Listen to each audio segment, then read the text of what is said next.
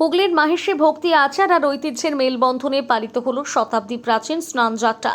শুভ এই তিথিতে মন্দির থেকে শোভাযাত্রার মাধ্যমে আনা হয় শ্রী জগন্নাথ, বলরাম ও সুভদ্রাকে। এরপর বৈদিক মন্ত্রোচ্চারণ এবং ধর্মীয় রীতি মেনে তাদের পবিত্র স্নান করানো হয়। সকাল থেকে মাহেশ মন্দির চত্বরে ভিড় জমাতে শুরু করে হাজার হাজার ভক্ত। প্রভুর এক ঝলক দর্শন আর আশীর্বাদ লাভের আশায় দূর দূরান্ত থেকে ছুটে আসে পুণ্যার্থীরা। গোটা এলাকা জুড়ে ছিল উৎসবমুখর পরিবেশ এবং ভক্তিময় আবহ।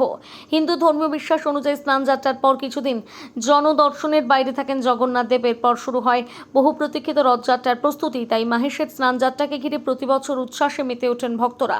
এবারও তার অন্যথা হয়নি, দেখুন সেই ভিডিও।